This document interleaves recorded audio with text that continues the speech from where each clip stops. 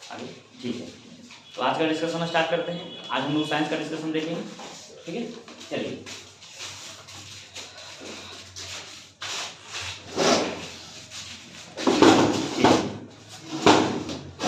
पहला सवाल है साइंस का, समुद्र की गहराई किस यंत्र द्वारा मापी जाती है? इसका सही आंसर क्या हो जाएगा? फेदोमीटर। इसका सही आंसर क्या होगा? फेदोमीटर से। अच्छा, बैरोमीटर से क्या मापते हैं? वायुदाब, है ना, वायुदाब मापते हैं। यदि बैरोमीटर का पाठ्यांक अचानक नीचे गिर रहा है तो ये होगा आंधी तूफान आने का, धीरे धीरे ऊपर बढ़ रहा है मौसम साफ होगा, ठीक है। यदि धीरे धीरे नीचे आ रहा है तो ठंडा, मतलब वर्षा होने का, धीरे धीरे नीचे आ रहा है तो वर्षा होने का संभावना है, ठीक है। चलिए अल्टीमीटर से क्या मापते हैं? ऊंचाई। अल्टीमीटर से क्या मापते हैं? ऊंचाई, ठीक है। चलिए इसके बाद 2 नंबर देखिए, फ्लैक्टोमीटर ऐसा ही दिया हुआ, ठीक है। वो ऐसे उसका होगा रिफ्लेक्टोमीटर होना चाहिए, लेकिन दिया हुआ है ना फ्लैक्टोमीटर, ठीक है। चलिए आगे 2 नंबर, पृथ्वी की आयु का मापन निम्न में से किस विधि द्वारा किया जाता है? यूरेनियम डेटिंग विधि। जितना भी आप पत्थर है, जितना भी चट्टान है, उसकी आयु का माप हम किससे करते हैं? यूरेनियम डेटिंग विधि से करते हैं, ठीक है। इसलिए पृथ्वी की आयु का माप हम किससे करते हैं? यूरेनियम डेटिंग विधि से। आवाज नहीं दी, ठीक है। यूरेनियम डेटिंग विधि से, क्लियर। तो इसका सही आंसर हो जाएगा सी नंबर। अच्छा, कार्बन डेटिंग विधि से हम किसका मापन करते हैं? जीवाश्म की आयु निकालते हैं। कार्बन डेटिंग विधि से जीवाश्म की आयु निकालते हैं, ठीक है। चलिए 3 नंबर देखिए, आरएच कारक निम्न किस जंतु में देखा गया? तो ये बंदर है ना, रिसस नाम का बंदर था, ठीक है। उसी में हम लोग क्या देखे थे? रिसस। आरएच रिसस, ठीक है, ये बंदर था, ठीक है, रिसस, ठीक है। चलिए आगे, आरएच फैक्टर होता है ना, आरएच फैक्टर, उसी के बारे में, ठीक है। तो ये क्या था? आरएच कारक पहली बार देखा गया था किसमें? ये आरएच फैक्टर है, ठीक है। इसकी खोज किया गया था बंदर में, ठीक है। एक प्रकार का बंदर में खोज किया था, इसलिए इसका क्या हो गया? ये आरएच फैक्टर अलग से, जिसमें होता है पॉजिटिव, नहीं होता है तो निगेटिव, ठीक है। चलिए 4 नंबर देखिए, मिलेराइट निम्नलिखित में से किसका अयस्क है? किसका अयस्क है? निकेल का। किसका? निकेल का। मैग्नीज का अयस्क का नाम? मैग्नेटाइट तो लोहा का होगा। मैग्नाइट हम बताए थे आपको, मैग्ने से 3 होता है, ठीक है। मैग्नेटाइट, मैग्नेसाइट, मैग्नेटाइट, ठीक है। मैग्नेटाइट देखो 3 चीज हम बताए थे, यदि टाइट रहे, साइट रहे और एक नाइट रहे, मैग्नाइट, ठीक है। टाइट रहेगा तो लोहा, साइट रहेगा तो मैग्नीशियम और नाइट रहेगा तो मैग्नीज। टाइट, साइट और नाइट, ठीक है, ये बताए हुए थे, ठीक है। टाइट है तो लोहा, नाइट है तो मैग्नीज और साइट है तो मैग्नीशियम, ठीक है। मैग्नेटाइट, मैग्नेसाइट और मैग्नाइट, ठीक है। याद रखिएगा इसको, कंफ्यूजन नहीं होना है। एक और होता है, ठीक है, देखिए एक और में होगा आप लोगों को दिक्कत, कार्ने लाइट और कार्ने टाइट, ठीक है। कार्ने टाइट रहेगा तो ये हो जाएगा यूरेनियम का, कार्ने टाइट यूरेनियम का। अब कार्ने लाइट रहेगा तो ये हो जाएगा मैग्नीशियम का। किसका हो जाएगा? मैग्नीशियम का। कार्ने लाइट और कार्ने टाइट, ठीक है। कार्ने टाइट हो जाएगा यूरेनियम का और कार्ने लाइट किसका हो जाएगा? मैग्नीशियम का। ये अयस्क है, ठीक है। पिच ब्लेंड किसका अयस्क है? यूरेनियम। किसका है? यूरेनियम का, याद रखिएगा, ठीक है। चलिए इसके बाद, अच्छा कैडमियम का एक अयस्क का नाम बताइए। ग्रीनोकाइट। कैडमियम का अयस्क का क्या नाम है? ग्रीनोकाइट। बगल में लिख दीजिए, कैडमियम का अयस्क का नाम क्या है? ग्रीनोकाइट, ठीक है, ग्रीनोकाइट। आगे 5 नंबर, अब देखिए 5 नंबर, कशेरुकी रज्जु में कितनी जोड़ियां तंत्रिका निकलती रहती है? ये कल ही परसों हम लोग डिस्कशन किए थे। नर्व्स का बात करेगा तो 31 और हड्डियों की संख्या बोलेगा तो 33, ठीक है। नर्व्स जो है हम आपको बताए थे, इस तरह का वायरिंग हम लोग के शरीर में है। ये जो हड्डी है, ये हड्डी का जोड़ है, इस तरह का हड्डी का जोड़ बोलेगा तो इसकी टोटल संख्या कितनी हो जाएगी? कितनी हो जाएगी इसकी? 33। लेकिन इसमें जो वायर गया है, इसमें जो वायर गया है इस तरह से, जो नर्व है, तंत्रिका जो है, इसकी संख्या कितनी है? 31। रज्जु की संख्या कितनी है? 31। लेकिन हड्डियों की संख्या कितनी है इसमें? 33। याद रखिएगा, ठीक है। कशेरुक दंड में रज्जुओं की संख्या, तंत्रिका की संख्या 31 और उसकी हड्डियों की संख्या कितनी? 33। चलिए आगे बढ़ते हैं। प्रतिवर्ती क्रियाओं का नियंत्रण कहाँ होता है? तो कशेरुक रज्जु में होता है, ठीक है, क्लियर। प्रतिवर्ती क्रियाएं क्या होती है? अचानक निर्णय लेना, ठीक है। ये दिमाग से नहीं आता है, ये निर्णय जो होता है दिमाग से। जैसे कोई आपको कील चुभा दिया या आपको चींटी काट लिया, इस तरह का डंक, या है ना, तो इस तरह का आप तुरंत रिएक्ट करते हैं, ठीक है। जो तुरंत रिएक्ट करते हैं इसको बोलते हैं प्रतिवर्ती क्रिया, ठीक है। तो ये इसका ऑर्डर दिमाग से नहीं आता है, डायरेक्ट क्या होता है, प्रतिवक्र कहां से आ जाता है, कशेरुक रज्जु से होता है, ठीक है। ये तंत्रिका तंत्र का एक भाग है, ठीक है। चलिए आगे 6 नंबर का एक हो गया। 7 नंबर देखते हैं, मानव शरीर के तापक्रम के संबंध में सही कथन क्या है। देखिए मानव शरीर जो मानव है वो कोल्ड है ना, वो क्या है, कोल्ड ब्लडेड ना होके क्या है, हॉट ब्लडेड है, ठीक है, वार्म ब्लडेड उसको बोलते हैं, ठीक है, वार्म ब्लडेड। तो दो तरह का होता है, एक हॉट सॉरी एक वार्म और दूसरा क्या होता है, कोल्ड, ठीक है। तो जो कोल्ड वाला होता है उसका ताप टेम्परेचर के अनुसार यानी वातावरण के अनुसार होता है, ठीक है। यानी जैसे आप जो भी जंतु देखते हैं, बहुत सारे जंतु जो जीव जंतु हैं, ठीक है, जैसे छिपकली या यानी सरीसृप वर्ग का जो भी जंतु है आप देखिएगा, वो टेम्परेचर के अनुसार अपना क्या करेगा, ब्लड अपना जो बॉडी का टेम्परेचर क्या है वो क्या करेगा, मैनेज करेगा। ठंडा के समय में कम क्या करेगा, उसके अनुसार वातावरण के अनुसार क्या करेगा, अपना टेम्परेचर को बनाएगा। लेकिन मनुष्य में नहीं होता है। मनुष्य का क्या है, जो स्तनधारी जो होते हैं उसमें क्या होता है, वो एक नियत होता है। जैसे हम लोग का बॉडी का टेम्परेचर कितना है, यदि 37 डिग्री सेल्सियस है तो 37 डिग्री सेल्सियस, और यदि फॉरेनहाइट में देखें तो 90 है ना, 98 जो फॉरेनहाइट है उतना होना चाहिए, है ना, 98 पॉइंट समथिंग, ठीक है, जो फॉरेनहाइट वो होना चाहिए। यदि उससे घटेगा बढ़ेगा तो हम लोग एक अलग नाम दे देते हैं, बुखार आ गया, ठीक है, बढ़ जाता है तो 1 डिग्री सेंटीग्रेड बढ़ गया, एक है ना 1 डिग्री फॉरेनहाइट बढ़ गया, तो ये होता है क्या होता है, बुखार आ जाता है आदमी को, ठीक है। तो हम लोग का क्या है, एक नियत तापी, हम लोग क्या है, नियत तापी है, ठीक है, और इसी को बोलते हैं समतापी, ठीक है। हम लोग हमेशा समान रहने वाले हैं, ठीक है। इसका सही आंसर क्या होगा, डी नंबर। किसी भी मौसम में शरीर के तापमान में कोई परिवर्तन नहीं होता है। ऐसा कि गर्मी आता है तो हम लोग बहुत ज्यादा 100 डिग्री से बदल जाता है, ऐसा तो है नहीं, ठीक है। और ठंडा आता है तो हम लोग 0 डिग्री सेंटीग्रेड पर हम लोग का टेम्परेचर होता है, जम जाते हैं क्या, ऐसा तो नहीं है, ठीक ना। चलिए तो इसका 7 का सही आंसर क्या होगा, डी नंबर, कोई परिवर्तन नहीं होता है, क्योंकि मानव है, स्तनधारी है, और स्तनधारी क्या होता है, समतापी होता है, एक समान वाला होता है, ठीक है, इसका बदलेगा नहीं। 8 नंबर, रक्त में ऑक्सीजन की सांद्रता में कमी आने पर श्वास की गति, अब देखो जहां ऑक्सीजन आपको कम मिलेगा ना वहां सांस जल्दी जल्दी लिया जाएगा, ठीक है, तो सांस की दर क्या हो जाएगा, बढ़ जाएगा। जिसको ऑक्सीजन नहीं मिलता है तो आप देखोगे नॉर्मल है ना, आप बहुत सारे मूवी वगैरह आप देखोगे कि ऑक्सीजन जब हटता है तो देखिएगा एकदम कैसे एकदम है ना बेचैनी बढ़ जाता है, एकदम जल्दी जल्दी सांस लेना खींचना शुरू कर देता है, ठीक है। तो आप इस सब उदाहरण से भी देख सकते हैं, साइंस आपके अगल बगल है, ठीक है, आपको अगल बगल इसमें पढ़ने का बहुत ज्यादा जरूरत नहीं, बस आप उस चीज को देखिए, जो पढ़े उसको देखिए, ठीक है। तो इसका सही आंसर क्या हो जाएगा, ए, सामान्य से बढ़ जाता है। यदि ऑक्सीजन की कमी कमेगा तो क्या होगा, श्वसन की दर बढ़ जाएगी, ठीक है। 9 नंबर देखिएगा, लंबाई की न्यूनतम इकाई निम्न में से कौन सी है। तो देखिए एंगस्ट्रम, पहले इसका कितना कितना होता है ये आप जान जाइएगा, तो आप खुद से बना लीजिएगा, ठीक है। एंगस्ट्रम में, एक एंगस्ट्रम में कितना होता है बताइए, एक एंगस्ट्रम में होता है 10 to power minus 10 metre, 10 to power minus 10 metre एक एंगस्ट्रम में, ठीक है। इसके बाद फर्मीमीटर, फर्मीमीटर में 10 पावर माइनस 15 मीटर, क्या होगा 10 power minus 15। Nanometre 10 power minus 9, और एक क्या है माइक्रोन, माइक्रोन एक होता है माइक्रो, एक होता है माइक्रोन, देखिए दोनों में अंतर आप ध्यान में रखिएगा, एक है माइक्रो, एक होता है माइक्रोन, ठीक है। माइक्रोन का मतलब इसमें मीटर लगा हुआ है, मतलब 10 टू पावर माइनस 6 मीटर। अब माइक्रो बोलेगा तो 10 टू पावर माइनस केवल 6 बोलना है, ठीक है। माइक्रो का मतलब 10 पावर माइनस 6, अब माइक्रोन का मतलब 10 पावर माइनस 6 मीटर, ठीक है। अब देखो माइनस 6 है, माइनस 10 है, माइनस 15 है, माइनस 9 है, सबसे छोटा देखना है, तो इसका पावर, इसका सबसे बड़ा पावर और ऋणात्मक के साथ हो तो सबसे छोटा हो जाएगा, सबसे छोटा हो जाएगा, ठीक है। तो ये हो जाएगा 10 to power minus 10 metre, 10 power minus 15, 10 power minus 9 और क्या हो जाएगा माइनस 6। तो इसका सही आंसर क्या होगा 10 टू पावर माइनस 15 यानी फर्मीमीटर। एक फर्मीमीटर में कितना होगा 10 पावर माइनस 15 मीटर, ठीक है, वो क्या होगा सबसे।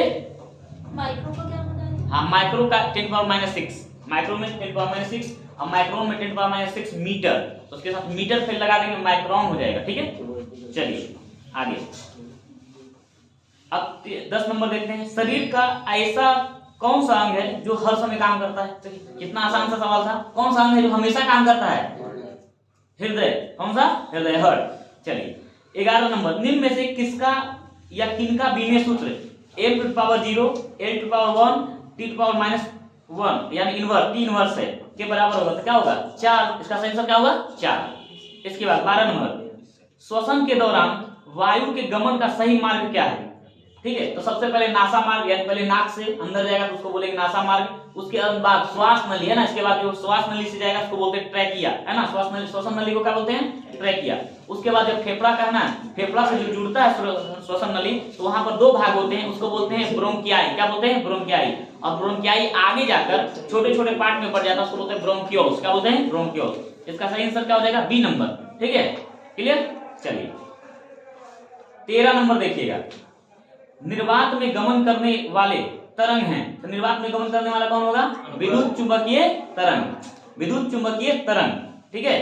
विद्युत चुंबकीय तरंग जो होता है वो, इसे माध्यम की आवश्यकता नहीं होती है, ये निर्वात में भी गमन कर सकता है। और प्रकाश विद्युत चुंबकीय तरंग है, ठीक है। वो अनुप्रस्थ तरंग भी है, लेकिन यदि आपसे पूछेगा कि है ना, देखिए दोनों का डेफिनेशन अलग है। जो जिसे माध्यम की आवश्यकता होती है, ठीक है, जिसे माध्यम की आवश्यकता होगा तो वो अलग हो जाएगा, ठीक है।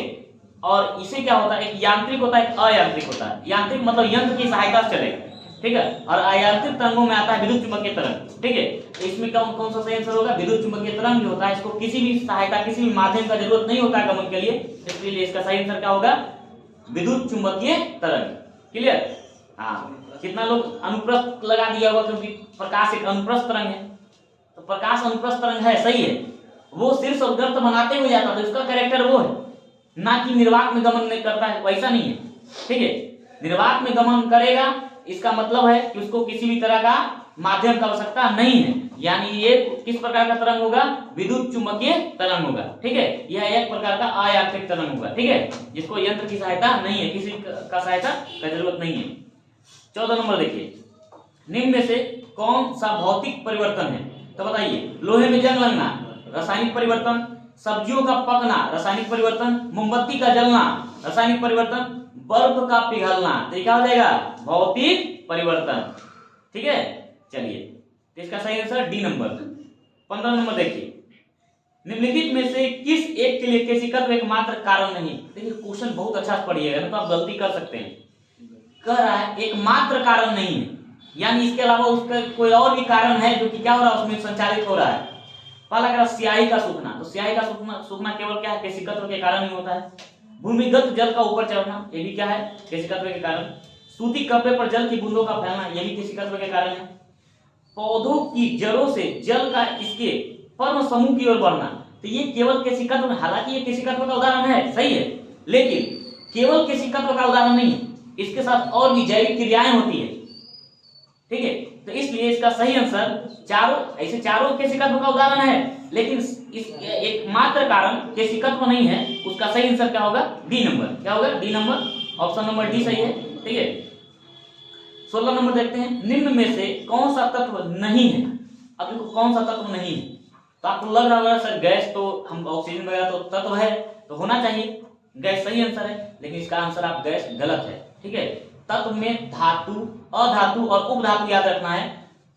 गैस जो है ठोस, द्रव और गैस जो अवस्थाएं हैं, ठीक है, वो अवस्था है, पदार्थ की अवस्थाएं हैं, ना कि आप तत्व में मानिएगा उसको, ठीक है। इसलिए ठोस, द्रव, गैस दे तो वो क्या होगा? वो अवस्था होगा पदार्थ का, जबकि तत्व या पदार्थ का जो है ना, जो रूप होगा, तत्व का जो होगा, वो तीन ही भाग है, धातु, अधातु और उपधातु। क्लियर? चलिए आगे, तो 16 का सही आंसर सी नंबर होगा, गैस जो है तत्व का भाग नहीं होगा, ठीक है, ये अवस्था है। 17 नंबर देखिए, ठोस कार्बन डाइऑक्साइड को किस दाब पर संग्रहित किया जाता है? तो उच्च दाब। किस पर? उच्च दाब पर, ठीक है। आगे 18 नंबर देखते हैं, कृषि में प्रयुक्त यूरिया में नाइट्रोजन की मात्रा निम्नलिखित में से कितनी होती है? 46%। हम याद रखिए इस चीज को, यूरिया का फॉर्मूला क्या होता है? NH2CO NH2 ये यूरिया का फॉर्मूला होता है। NH3 बोलते हैं अमोनिया को, और अमोनियम क्लोराइड होता है NH4Cl, जिसको नौसादर भी बोलते हैं, ठीक है। चलिए, तो यूरिया की मात्रा कितना होता है? 46%। यूरिया का फॉर्मूला नहीं है तो लिख लीजिएगा NH2CO NH2, बहुत बार हम बताए हैं इस चीज को, ठीक है। और इसमें नाइट्रोजन की मात्रा कितना होता है? 46%। एकदम याद रखना है इस चीज को, बहुत बार एग्जाम में पूछा हुआ सवाल है, ठीक है। चलिए 19 नंबर देखते हैं, निम्नलिखित में कौन सा एक वायु प्रदूषण का जैव सूचक है? जैव का मतलब है ना, जीवन है जिसमें, है ना, जीवन है, यानी कोई पेड़ पौधा होगा, सिंपल सा, तो इसमें क्या है? लाइकेन होगा। क्या इसका सही आंसर होगा? लाइकेन। जहां वायु प्रदूषण होगा वहां लाइकेन नहीं वहां होगा, ठीक है, यानी लाइकेन कहीं है, यानी वहां वायु प्रदूषण कम है या नहीं, ठीक है, जहां ज्यादा वायु प्रदूषण होगा या वायु प्रदूषण होगा वहां पर लाइकेन नहीं उपज सकता है, वहां लाइकेन हो ही नहीं सकता है। ठीक है, तो लाइकेन की उपस्थिति क्या दर्शाता है कि वायु प्रदूषण नहीं है। ठीक है, यह है भी तो बहुत हल्के मात्रा में, बहुत कम है। ठीक है, इसलिए जहां लाइकेन है वो क्या बताता है, वायु प्रदूषण के सूचक को बताता है कि वायु प्रदूषण है या नहीं है। ठीक है, इसका सही आंसर क्या हो जाएगा, लाइकेन। ठीक है, चलिए 20 नंबर देखिए, दंत बलक निम्नलिखित में से कैल्शियम के किस यौगिक से बनता है।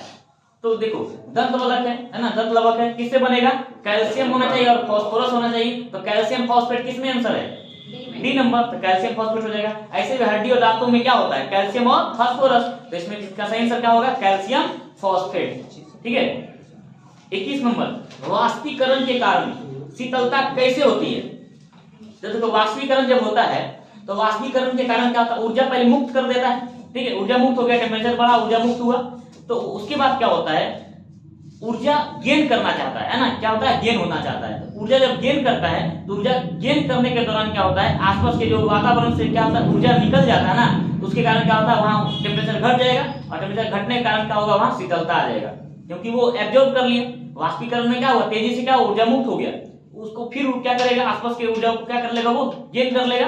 इससे क्या होगा, वहां का टेम्परेचर क्या हो जाएगा, पहले के अपेक्षा कम हो जाएगा। तो वाष्पीकरण क्या करता है, वाष्पीकरण शीतलता को बढ़ाता है। इसका सही आंसर क्या हो जाएगा, बी नंबर, द्रव के कण द्वारा ऊर्जा अवशोषित करने के कारण क्या होता है, यह वाष्पीकरण में क्या होता है, शीतलता आ जाती है। ठीक है, चलो इसी का एक उदाहरण है कि जब हमें है ना गर्मियों के दिनों में जब हम पंखा चलाते हैं तो हमें क्या होता है, ठंडक का महसूस होता है। ठीक है, होता है, ठंडक महसूस होता है, तो इसका क्या कारण, वाष्पीकरण के कारण होता है। किसी कारण होता है, वाष्पीकरण के कारण। ठीक है, चलिए 21 का बी।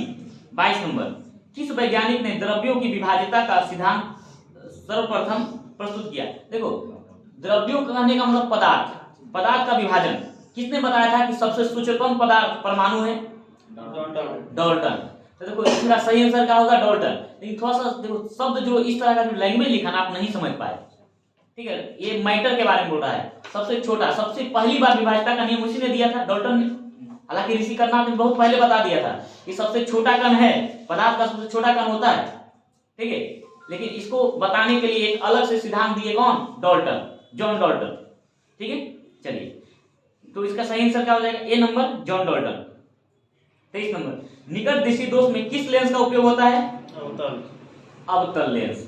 हम आपको इसके लिए ट्रिक बताए थे। ठीक है, 2 का 3 और 3 का 4, 2 का 3 का मतलब दूरदृष्टि है तो 3 दीजिए यानी उत्तल लेंस, और 3 है यानी निकट, निकट में 3 अक्षर आता है, निकट 3। ठीक है, तो 3 का 4 और अवतल में आएगा क्या, 4 अक्षर आ जाएगा, तो 3 का 4 हो जाएगा यानी निकट का अवतल लेंस, और क्या हो जाएगा, दूर का क्या होगा, उत्तल, यानी 2 का 3 और 3 का 4। ये हम आपको बताए हुए, ये दिमाग में रखिएगा, 2 का 3 और 3 का 4 यानी दूर दृष्टि के लिए उत्तल लेंस और निकट दृष्टि के लिए अवतल लेंस, याद रहेगा। ठीक है, चलिए इसका सही आंसर क्या हो जाएगा, बी नंबर। ठीक है, अब आगे 24 नंबर तो बहुत आसान था, मैग्नीशियम क्लोराइड का फॉर्मूला क्या होता है, MgCl2। हाँ देखो बहुत बढ़िया। 25 नंबर देखिएगा, तड़ित चालक का आविष्कार किसने किया था, बेंजामिन फ्रैंकलिन। ये किसका बना होता है, ये जो तड़ित चालक होता है किसका, तांबा का बना होता है। किसका बना होता है, तांबा का। ठीक है, याद रखिएगा ये तांबा का बना होता है। ठीक है, तो आज जो था साइंस का डिस्कशन आपका समाप्त हो गया। ठीक है, और इसके बाद हम लोग अगले दिन जीके जीएस का डिस्कशन देखेंगे और इसके बाद क्या देखेंगे, मैथ रीजनिंग का क्या है। ठीक है, तो आज का साइंस का डिस्कशन समाप्त। अगले बार हम लोग मिलेंगे किसके साथ, जीके जीएस का डिस्कशन हम उसके साथ मिलेंगे। ठीक है, तो जो वीडियो देख रहे हैं उनको यदि अच्छा लगता है तो वीडियो ज्यादा से ज्यादा शेयर कीजिए, लाइक कीजिए और सब्सक्राइब कीजिए चैनल को। ठीक है, धन्यवाद।